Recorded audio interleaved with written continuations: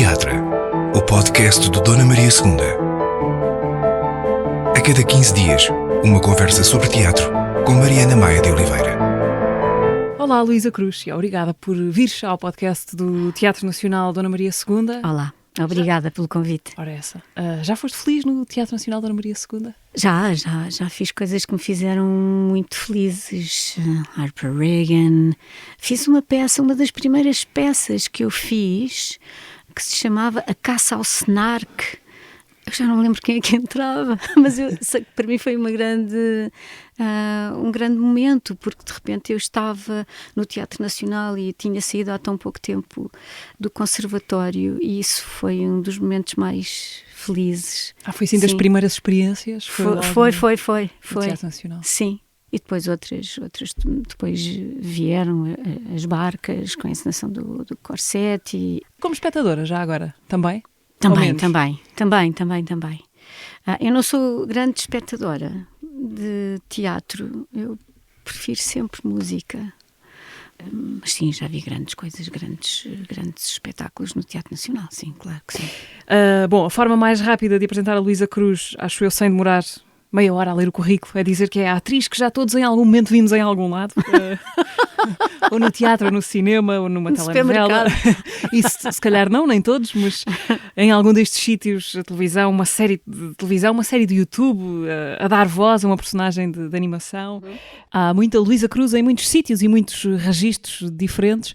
Neste momento, o que é que estás a fazer ou a preparar, Luísa? Estou a fazer a novela A Promessa. É o trabalho que eu tenho estado a fazer desde maio, abril, já não sei bem quando é que nós começámos, porque há sempre aquela fase dos ensaios, e eu acho que isso também já é trabalho, não é gravação, mas já é trabalho, e para já estou só a fazer isso, mas já tive um ano muito intenso até aqui, com muitas outras coisas, sim.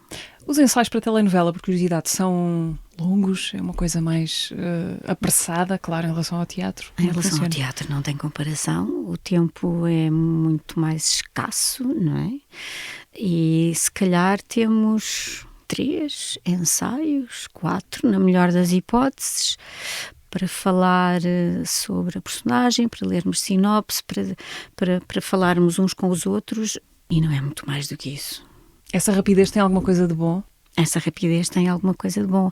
A rapidez não só dos ensaios antes da novela, como a rapidez também de concretização de trabalho todos os dias, muitas cenas, decorar muitas cenas e estudá-las e não ser só pela rama. Em pouco tempo dá um grande traquejo. Há atores que por força da longevidade das suas carreiras, enfim, da vida que aconteceu, ficam demasiado colados a determinado tipo de papéis, às vezes contra a sua vontade, não é? Porque até gostavam de fazer outras coisas, mas só os chamam para fazer isto ou aquilo porque já não os veem como possibilidade de fazer outras coisas fora daquilo que costumam fazer. Enfim, é uma pescadinha de rabo na boca, traiçoeira, imagino eu às vezes, mas sinto que não aconteceu contigo. Pelo menos para mim é difícil dizer que tipo de personagens é que costumam ser as tuas. Parece isto também? Achas que conseguiste escapar a essa espécie de maldição? Acho que ainda me falta fazer muita coisa. Mas, todavia, contudo, não obstante, porém, já fiz muitas também. E diferentes? E diferentes, muito diferentes, desde vilãs a freiras. Acho que já passei, passando por GNRs, acho que já passei por muita coisa.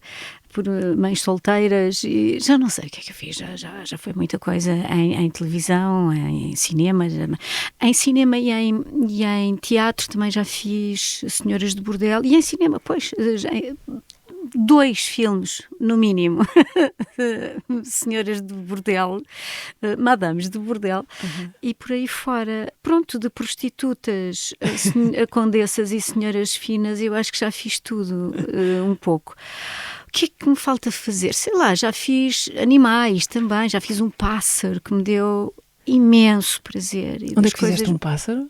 Uma peça da cornucópia que se chamava A Cidade, uma seleção de textos que o Luís Miguel Sintra fez do Aristófanes, de comédia, que, portanto, e que eu, entre outras personagens que fazia nessa peça, porque aquilo eram vários bocados de várias peças, fazia um pássaro.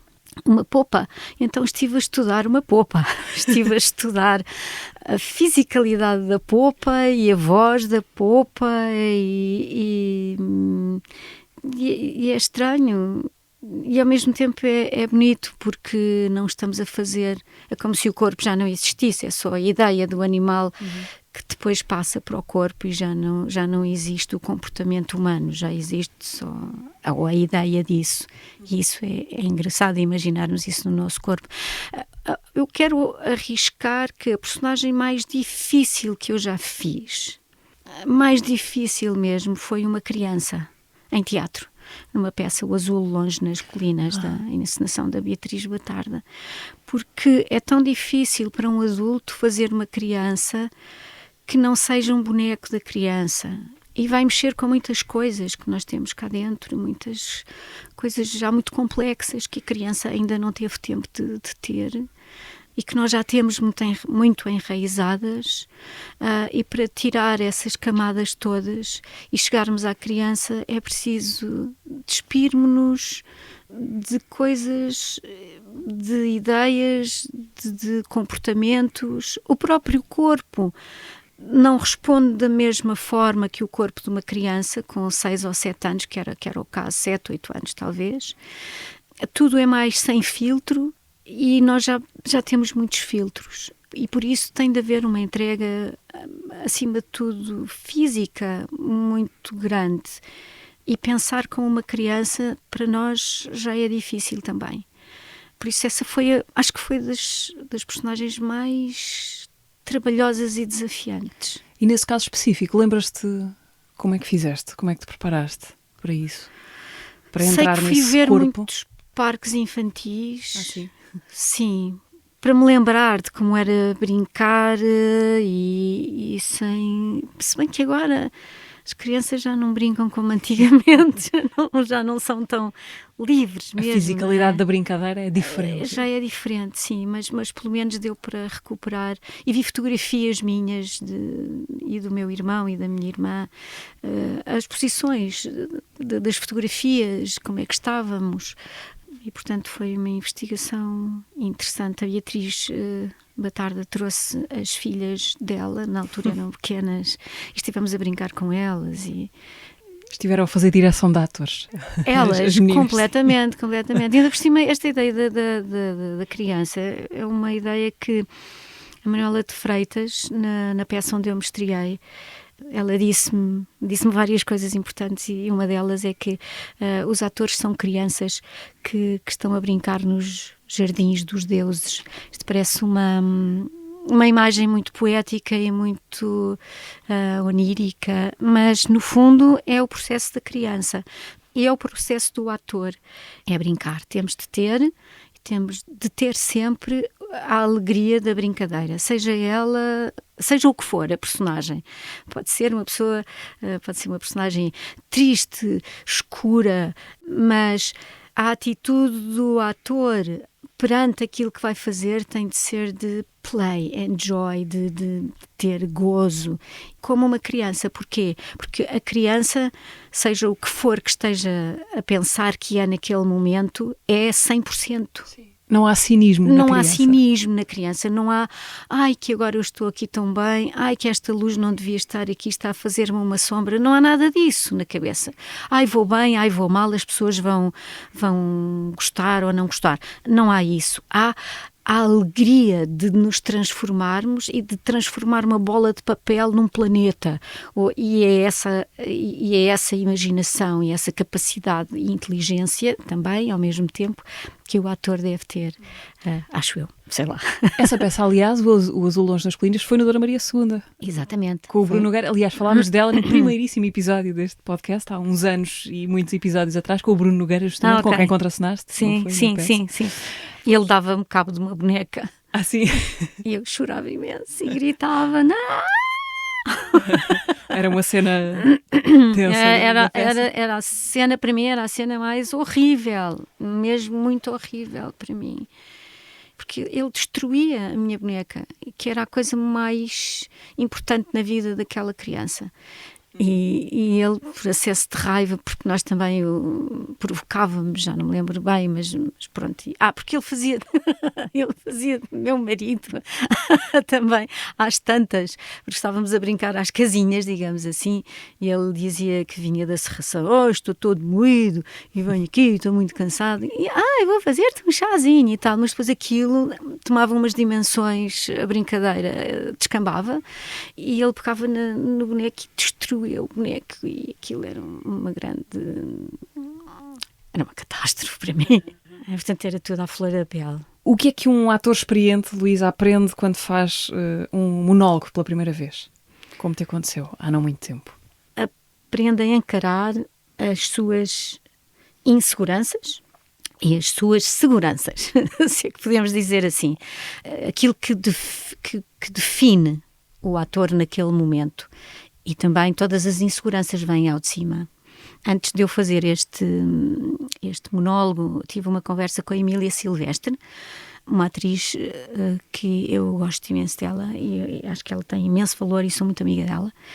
E ela dizia-me, sim, porque ela também já fez bastantes monólogos, e eu estava a pedir-lhe um conselho, e ela diz-me assim: isso vais fazer isso com a perna às costas, não sei o quê, mas olha, o teu cérebro vai pregar-te muitas partidas do género, se eu agora sofresse um acidente, eu já não fazia isto, pronto, e ficava livre disto. Portanto, chegamos a este ponto de desejar uma coisa horrível para não ter de encarar o problema.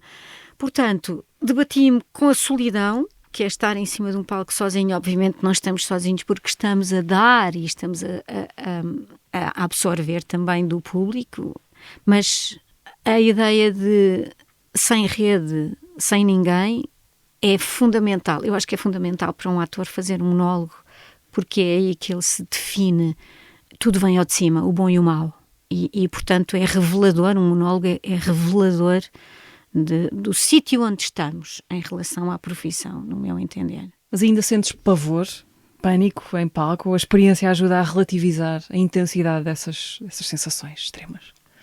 Eu tenho imenso pânico de entrar em cena e de estar em cena. E depois há uma libertação quando lá estamos, mas não estou a falar dos ensaios. Os ensaios é outra coisa. Os ensaios é o laboratório. São os momentos antes de entrar em cena. Para mim são muito angustiantes. Sempre foram e são muito angustiantes. Nesses momentos, o que é que te passa pela cabeça? Nunca mais fazer aquilo na vida? Porquê é que eu estou aqui? Porquê é que eu estou aqui no escuro à espera de uma coisa que já não tenho tanta certeza se quer fazer isto? Vêm as inseguranças todas tudo o que há de pior à cabeça, e depois entramos e a sensação é: pronto, estou salva. Porque entrei numa coisa, num sítio, numa paisagem, numa outra dimensão.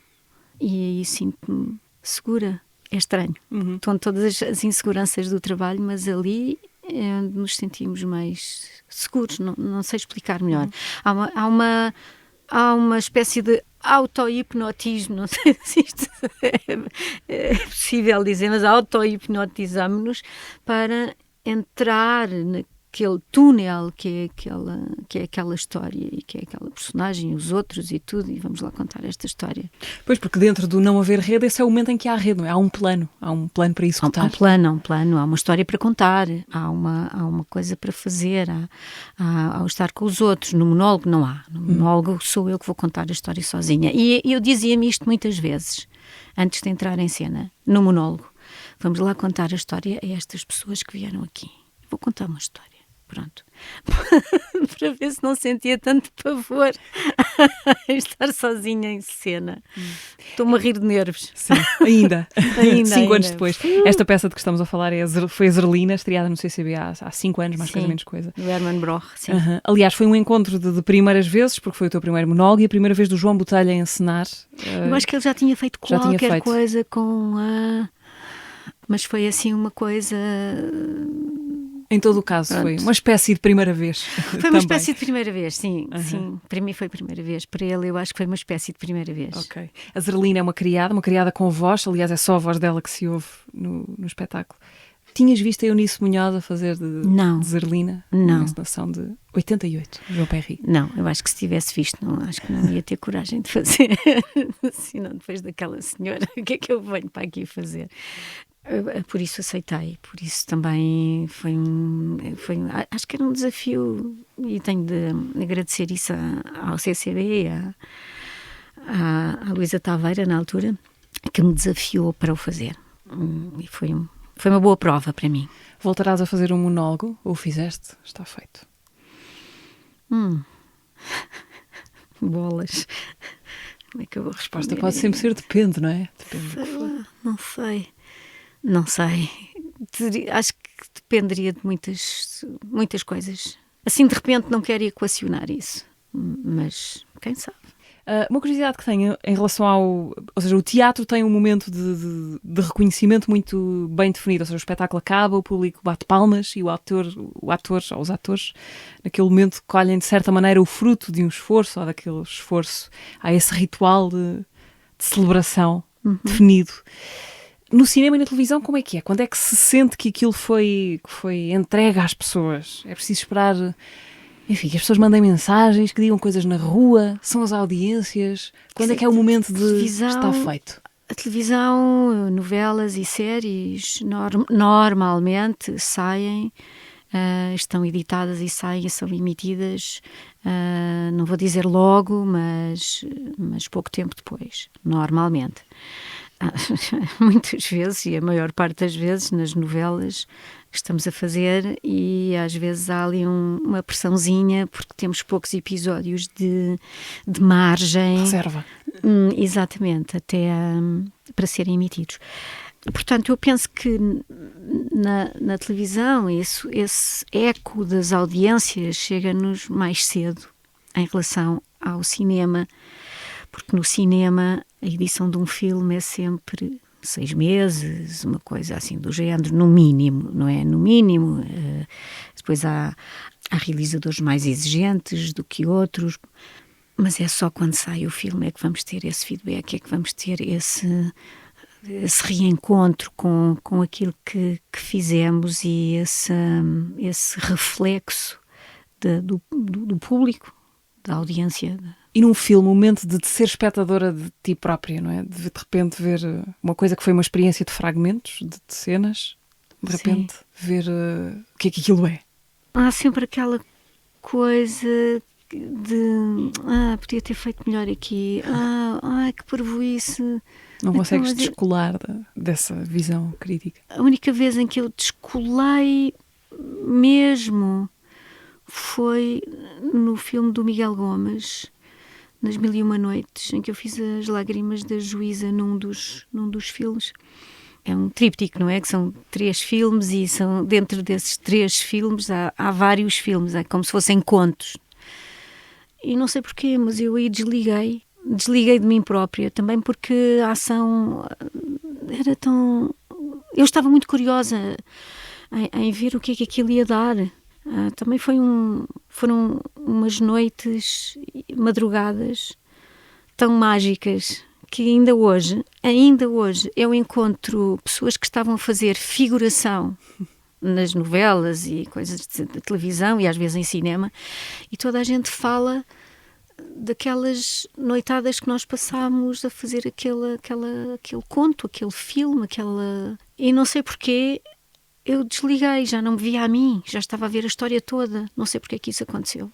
Eu acho que o Miguel Gomes é extraordinário, e acho que faz com que o próprio ator, que está sempre nestas micoquices, nestas coisas de perfeccionismos, aqui não, que parva, mas porquê que eu fiz assim, porque podia ter respirado ali, não sei, estas coisas que nos acontecem quando vemos o nosso trabalho, e isso deixa de acontecer, ou pelo menos comigo deixou de acontecer. Luísa, no final do ano passado estreou-se uma série online da autoria do Guilherme Geirinhas, humorista. A série Vai Correr Tudo Bem. Tu participaste nessa série, eras Teresa, a dona da Eventos, a agência que geria a carreira daquele humorista a gerir uma série de dramas existenciais. Como é que acontece este convite? O telefone toca e era isso. Tocou, acho que até foi através do meu agente, o Alexandre Gonçalves, e ele disse-me do que é que se tratava, Eu, por que não? Ainda não. Olha aqui uma coisa que eu ainda não fiz. E fui fazer. E achei piada e gostei de conhecer os Geirinhas e toda a equipa, e foi um trabalho muito aprazível, muito divertido também. Apesar da personagem não era muito divertida, mas... Isso é curioso, porque ela tem graça, mas não pretende ser engraçada. Há ali uma espécie de alienação da realidade. Sim. De cinismo, lá está, falamos há pouco da palavra, de falta de empatia total com os problemas dos outros. Sim. Que a torna cómica, mas involuntariamente para ela, não é? Porque cai no absurdo, não é? Porque nenhuma pessoa tem aquela frieza toda daquela senhora Teresa, não é? Quer dizer, já cai no absurdo e humaniza todas as outras personagens pelo contraste que ela cria. Foi muito divertido. Nós pedimos ao Guilherme Geirinhas que te fizesse uma pergunta. Ai. Veio em modo um pouco fúnebre. Oh, meu Deus! Vamos ouvir. Olá, Luísa, tudo bem? Olha, deram-me aqui a oportunidade de fazer uma pergunta e então do que é que eu me lembrei? Tu, na minha série, no Vai Correr Tudo Bem, onde fazes de minha empresária, num dos episódios, e agora isto é um spoiler, num dos episódios falece talvez a maior figura do humor português, e tu aconselhas-me, tens ali um papel muito ativo na minha gestão de carreira e aconselhas-me a ir ao funeral para aparecer, porque, portanto, mais a pensar na gestão de carreira do que no próprio falecido. Tu não, a tua personagem, não é? Pronto, o que é que eu queria saber? Se tu, porque os artistas, eu sinto que são um bocado obcecados com a morte, se tu alguma vez pensaste na tua morte, no sentido de como é que gostarias que ela fosse tratada publicamente? Isto parece muito macabro, não é? Mas se preferias que fosse uma cerimónia fúnebre discreta, ou se gostavas que tivesse honras nacionais, gostavas de ir para o Panteão, gostavas que, sei lá, de abrir o telejornal, ou só uma nota de rodapé, se gostavas de ter a bandeira à meia haste, não sei. Porque eu às vezes penso nisto e pronto, e gostava de saber, tenho curiosidade. Pronto, se não gostarem da pergunta, depois eliminam e fingimos que isto não aconteceu. Vá, tchau, um abraço. Bom, obrigada, Geirinhas, por esta pergunta tão agradável e nada mórbida. Mas, respondendo a essa pergunta, eu acho que o nascimento e a morte são coisas muito íntimas, demasiado íntimas para serem públicas. Obviamente que as pessoas manifestam-se quando alguém morre e quando nós gostamos dessa pessoa, os que ficam, há muitas formas de nos manifestarmos, não é? Mas respondendo à pergunta dos Geirinhas, eu queria que fosse até o mais, como é que eu ia dizer, assim, o mais esquecível possível. Ok? Não se fala, faleceu, ponto. Não se fala mais.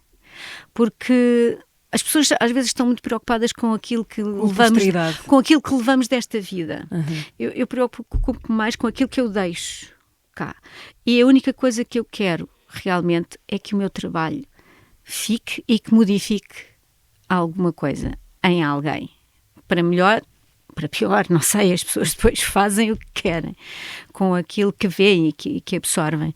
Portanto, é assim, honras zero, bandeira no cimo da haste, não quero cá a meio a haste nem em baixo, é no cimo da haste, e parafraseando Sofia de Melbrenner, quando eu morrer voltarei para buscar os instantes que não vivi junto do mar. Portanto, nada de morreu uma atriz incontornável e a cultura portuguesa ficou mais pobre. Não, nada disso. Até porque, pronto, pode ser uma outra opinião, mas não é 100% verdade. Mas depois há todos estes clichês da morte, não é? Que depois tornam tudo também um pouco Deixem-me em paz quando eu morrer, se faz favor. Interessa-te a comédia? Sim, interessa-me como me interessa todos os outros géneros, porque a comédia para mim é das coisas mais difíceis de fazer e de fazer chegar, aos outros, porque o riso é uma coisa muito séria, o facto de nos rirmos, o que implica cá dentro, porque é que nós nos rimos, é uma coisa muito séria, e ao mesmo tempo a capacidade de rirmos de nós próprios, porque nos identificamos com o disparate que está a passar, por exemplo, E, portanto, a comédia é das coisas mais difíceis de se fazer. Como um bom drama, porque se for cair no dramalhão e ser um drama fácil, como a comédia fácil, como a graça fácil, isso não me interessa e não me faz rir, nem me faz chorar na outra face da moeda, digamos assim. Mas a comédia é mais difícil por causa dessa necessidade de eficácia, ou seja, é para fazer porque rir. há mais facilidade em cairmos numa coisa que é que é fácil, que é ser a piadola, não é? A coisa, não sei, a coisa pela rama, a coisa de O óbvio. o óbvio, e o óbvio não é interessante. E como não é interessante, não tem graça.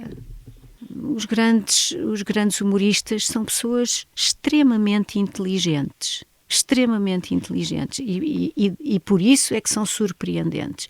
Por isso é que também conseguem dizer e ver é como um poeta. Todos nós vemos a vida como um poeta ou conseguimos ver. É uma arte e é muito difícil. É necessária muita inteligência para selecionar aquilo que vai mesmo fazer com que a pessoa vá rir, não da piadola fácil, né? Mas o rir a pensar, fazer rir a pensar. Eureka, o filme estreado no ano passado. Sim.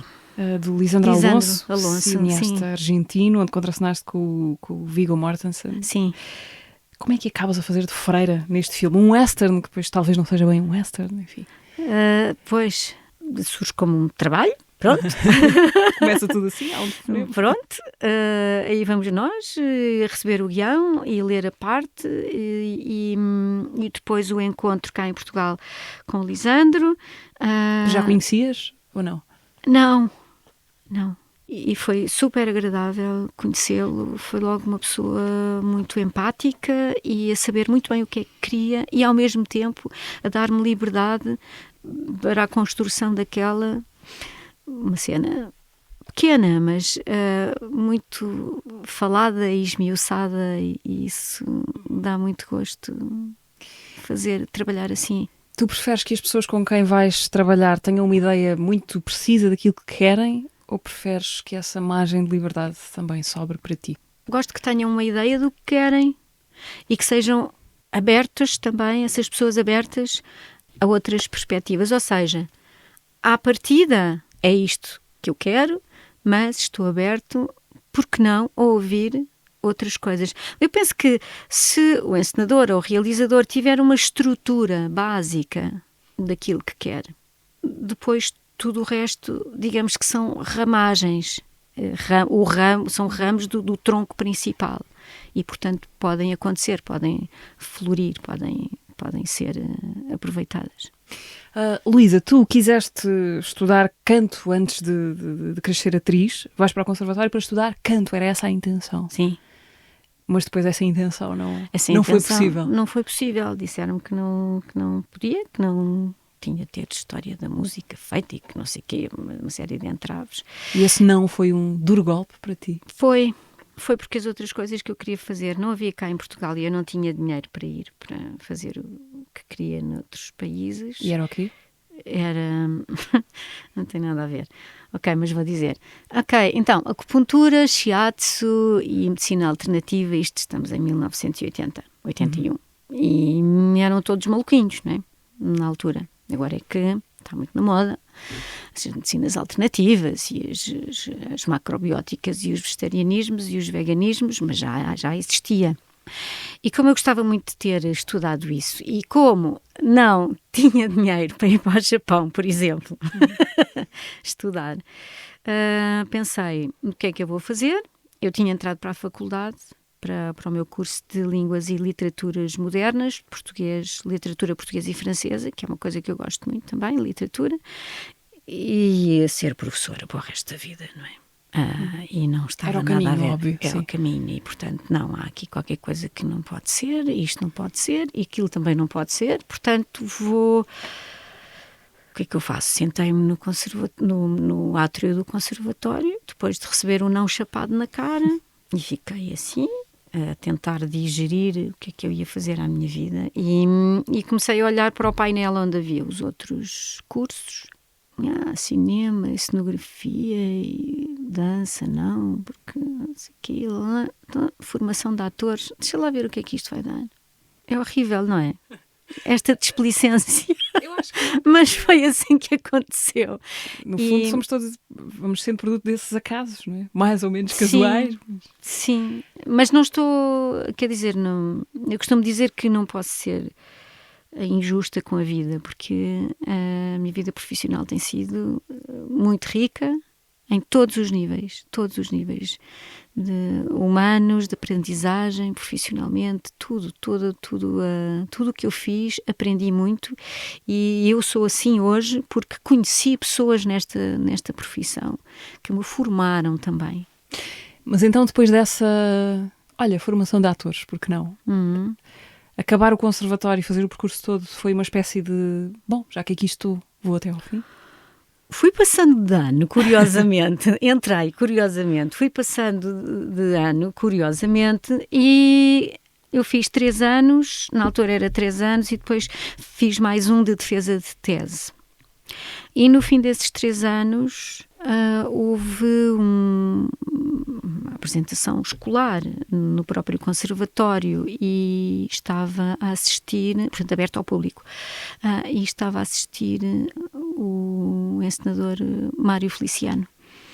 E no fim ele chamou-me e disse que queria trabalhar comigo e com o João Grosso, e fomos nós com pessoas como, sei lá, Manuela de Freitas, por exemplo, e imensas pessoas que já estavam no teatro há muito tempo.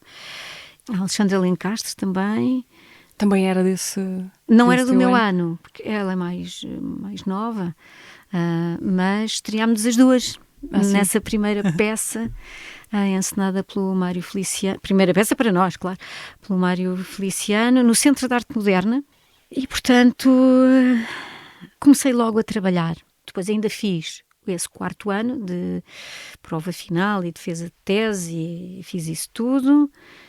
Daí a minha licenciatura, porque depois tive de pedir uma equivalência à licenciatura, porque entretanto 3 mais 1 já não era igual a uma licenciatura, enfim, aquelas coisas burocráticas todas. E fui sempre trabalhando e felizmente nunca fiquei sem trabalho. Ou dobragens, ou aulas, também dei aulas, na altura era o 9º ano, havia uma opção de teatro, cornucópia. A cornucópia aparece logo, pouco depois do conservatório? Aparece eu saí do conservatório, acabei a defesa de tese em 86, eu estreiei-me em 85, depois fiz mais um ano, em 86 saí definitivamente então do conservatório, e a primeira peça que eu faço na cornucópia, salvo erro, As Três Irmãs, em 88, 89, portanto foi pouco tempo depois, sim. Foste a Irina das Três Irmãs? Fui a Irina das Três Irmãs. Como é que foi? Lembras-te do teu primeiro encontro com o Luís Miguel Sintra? Quem é que ele era para ti na altura? Eu não tinha bem consciência do que era o teatro da cornucópia na altura. Eu não sabia muito de teatro. Eu não era bicho de teatro, de espectadora. Como te disse, era mais interessada noutras coisas, noutros mundos. E, portanto, tinha bem a noção de onde é que eu fui cair. Porquê? Porque foi o Rui Mendes, que foi meu professor no conservatório, que apostou, digamos assim, em mim, que confiou em mim para fazer a Irina. E disse ao Luís Miguel, porque exatamente o Rui Mendes é que foi encenar As Três Irmãs no Teatro da Cornucópia. E ele disse ao Luís Miguel, eu quero esta rapariga para fazer a Irina. Luís Miguel, e toda a gente, ninguém sabia quem eu era. Eu tinha 25 anos, para aí, ou 24, nem sei. E eu estava, na altura, em cena, numa outra peça do Mário Feliciano, encenada pelo Mário Feliciano, o Caldeirão, no Teatro do Ginásio, nas ruínas do Teatro do Ginásio, que agora é aquele centro comercial extraordinário, não sei o quê. é uma história curiosa que eu vou contar. O Luís Miguel, não sabendo quem eu era, nem ninguém sabia quem eu era, obviamente, só tendo a palavra do Rui Mendes, pede à Márcia Breia para ir ver o espetáculo, para depois levar uma opinião para a companhia. E a Márcia Breia vai ao espetáculo, mas sente-se mal, ficou mal disposta, portanto, não sei, mal disposta, ou comeu qualquer coisa, já não lembro o que é que foi, e acabou por não ver o espetáculo. Portanto, ao outro dia, quando eu apareço lá para o primeiro ensaio, ninguém sabe à mesma quem é que eu sou. Portanto, ficaram na mesma. A Márcia não inventou uma coisa qualquer a teu respeito? Não. Pelo menos que ela me tenha dito. Não.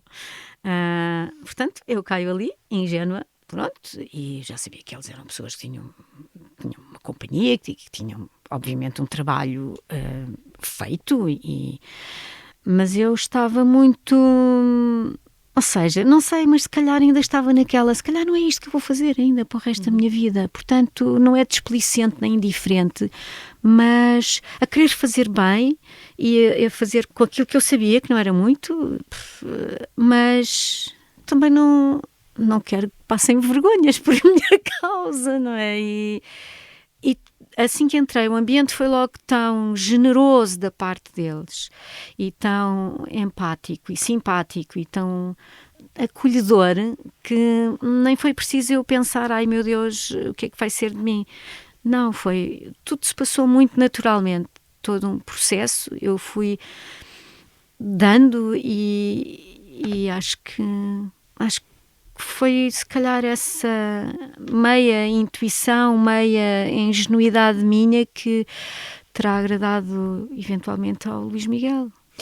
Por caminhos mais ou menos paralelos, a música, o canto manteve-se na tua vida. Editaste um álbum de fado que há uns anos? Sim, foi uma brincadeira séria, mas foi uma brincadeira, sim, com o pianista Jeff Cowan. Eu estava na altura no Porto e tinha feito um trabalho com ele num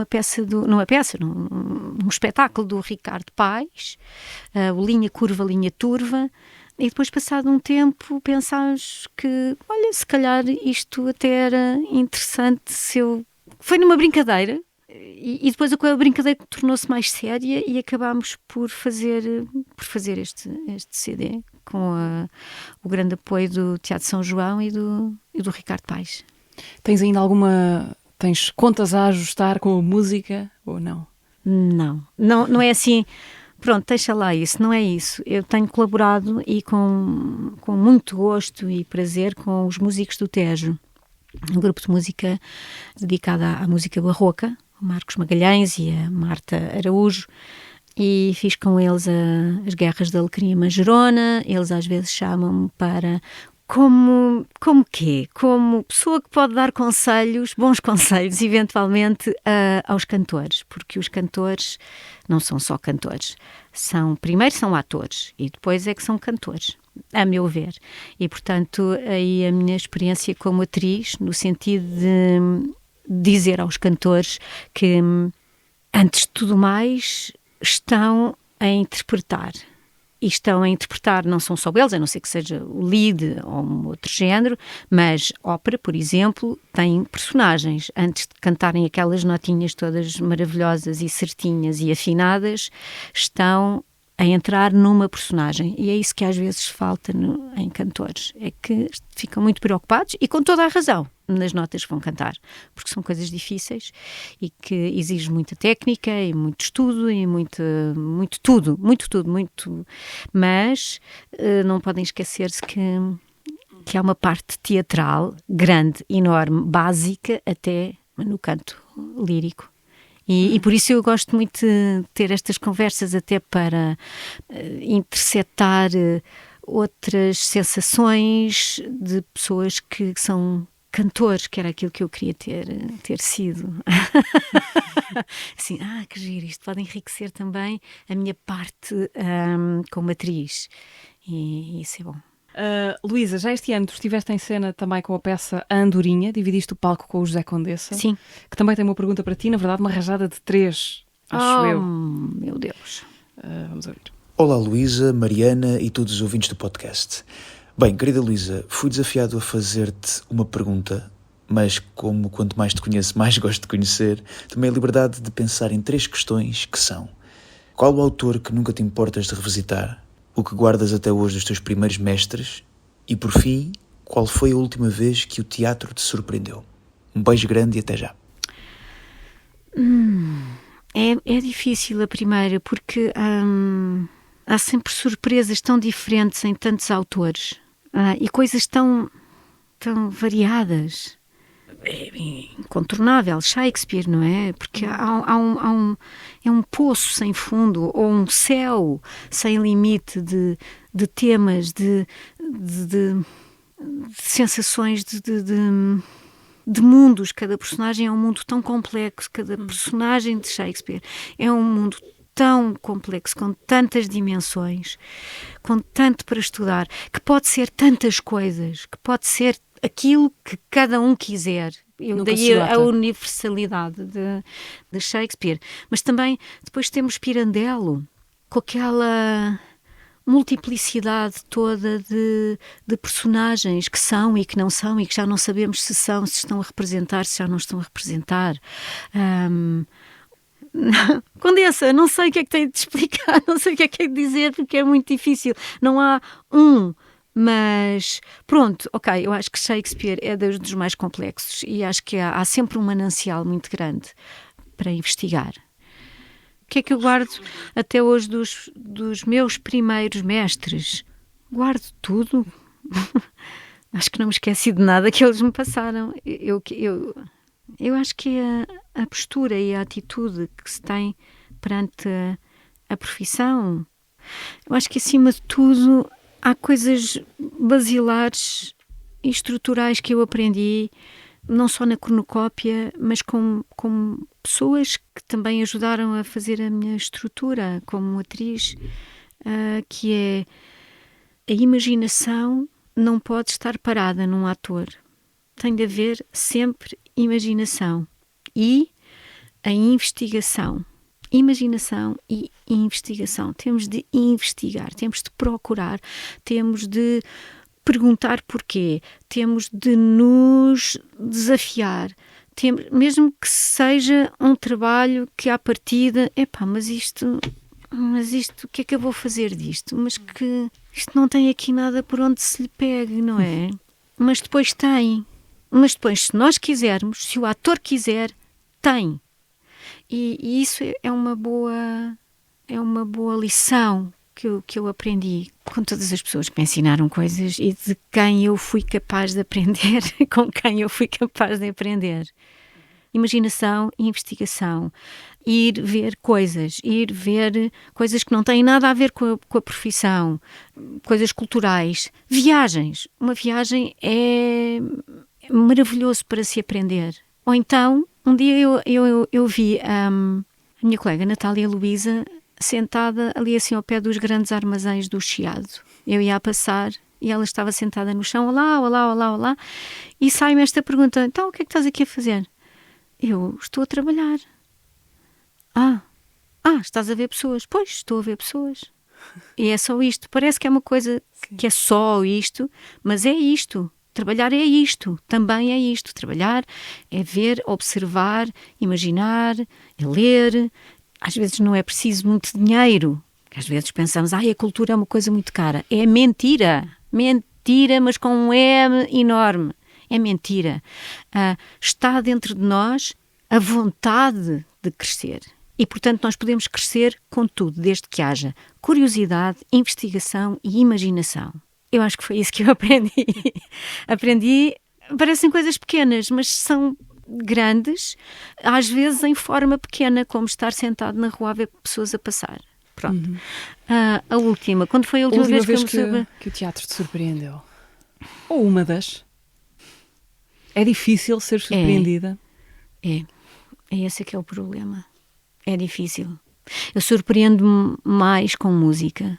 Eu peço imensa desculpa a todos os meus colegas atores, encenadores, pessoas de teatro. Eu sou mais sensível ao fenómeno musical do que ao fenómeno teatral. Sou muito mais vezes, muito mais vezes surpreendida com música do que com teatro. Não quer dizer que não seja, mas estão a ver a minha dificuldade em lembrar-me, não é? Eu acho que isto já é revelador. O que é que tens ouvido ultimamente? Ou o que é que te tem interessado ultimamente na música? Para além de ópera e música barroca, que eu consumo bastante, há sempre que revisitar Schoenberg, por exemplo, e no meio daquele, parece que é caos da música de Schoenberg, há uma estrutura que parece que me arruma as ideias. Eu não sei explicar muito bem. Isto é completamente contraditório, porque a música barroca não é que seja quadrada, pelo contrário, mas parece tão certinha, mas também não é. E a música barroca, de uma forma geral, obviamente, não estou aqui a falar de A, B ou C, é uma música que me entra pelas células dentro, não sei explicar melhor, e que eu vibro com aquilo.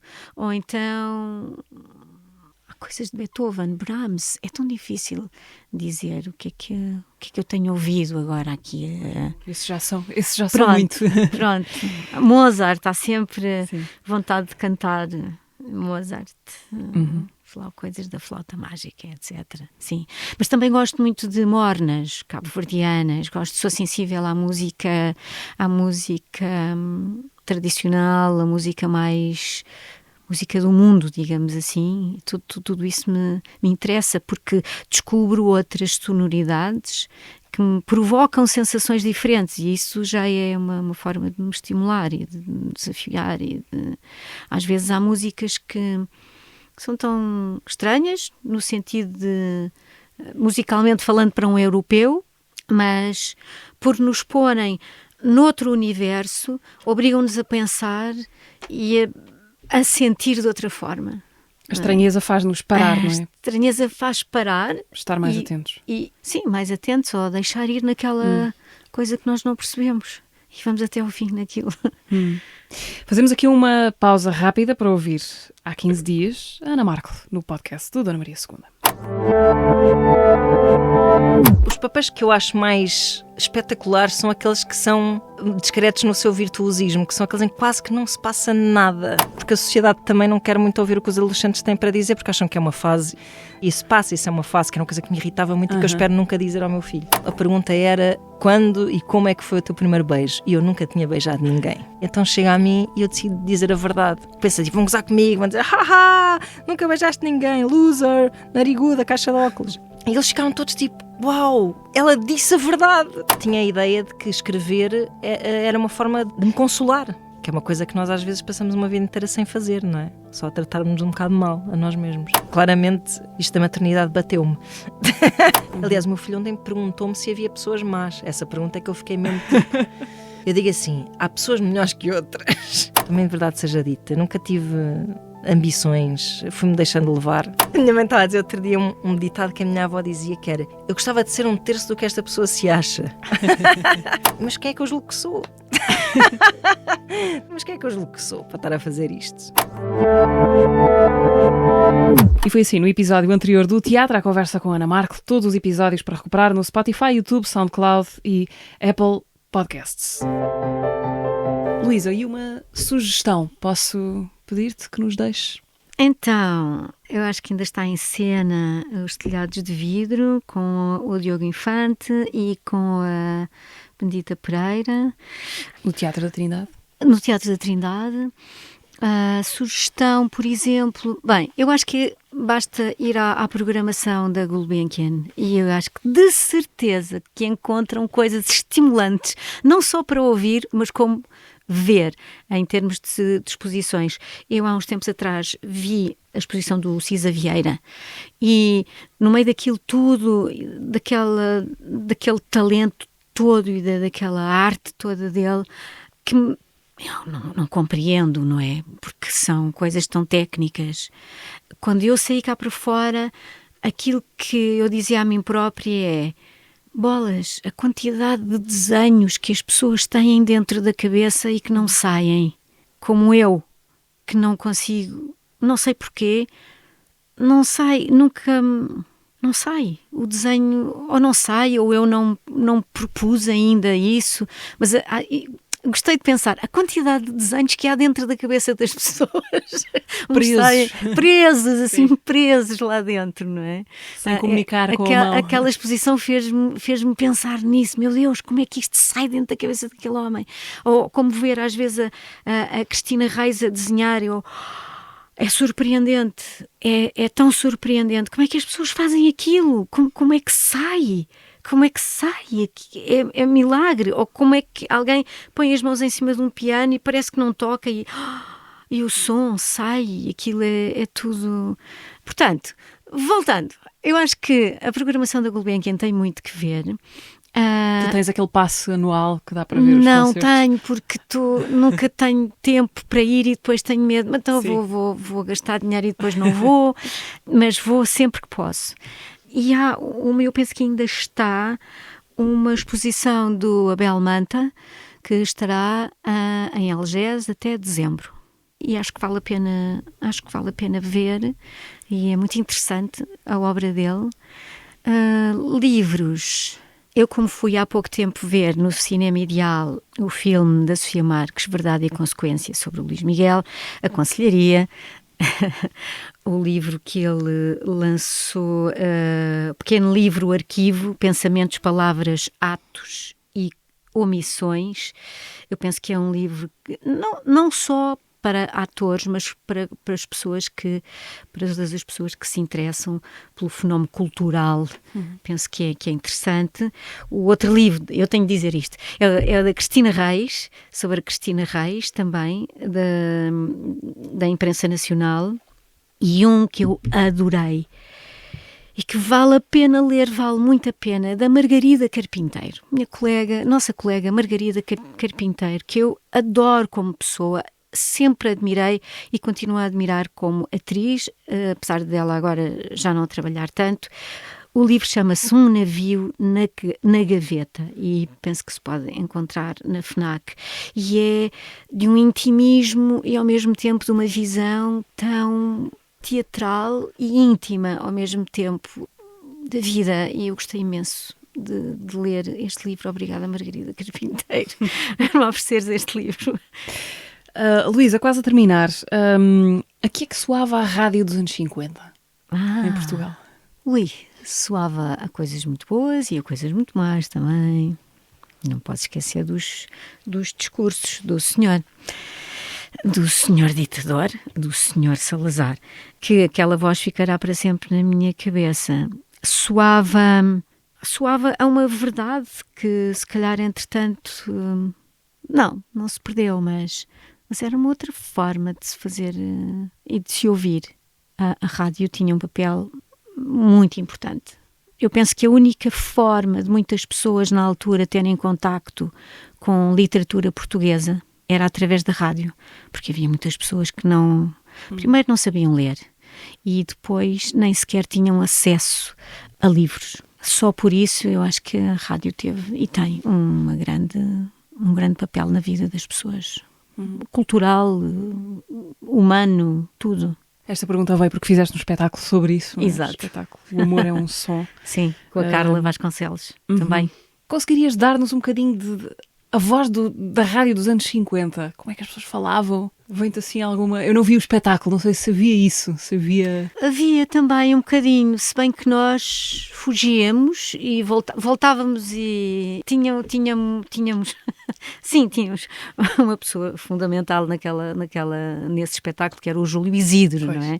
Pronto, também não é preciso estar a falar sobre o Júlio Isidro, portanto ele dava a rádio de ontem e de hoje, dava toda a rádio, a voz dele atravessa não sei quantos anos, mas vou arriscar para aí 60 anos de rádio ou mais. Havia uma outra forma de se falar, por isso as vozes eram diferentes. Não estaríamos a tratar-nos por tu, por exemplo. Não estaríamos, se calhar, a falar tão abertamente de muitas coisas. A música que passarias tu teria de ser selecionada pela censura, pelo lápis azul, por aquilo que tu ias dizer. Não era bem como hoje. Foi um gosto, Luísa. Não sei se assim seria uma despedida há anos 50. Mas... Obrigada. Obrigada Teres eu vindo pelo convite, obrigada. Espero que a nossa conversa tenha servido para muitas pessoas. Obrigada por teres vindo. A Luísa Cruz foi convidada desta quinzena no podcast do Teatro Nacional Dona Maria II. Voltamos daqui a 15 dias com nova conversa e até lá podem ouvir e subscrever o teatro no Spotify, YouTube, SoundCloud e Apple Podcasts. Até lá.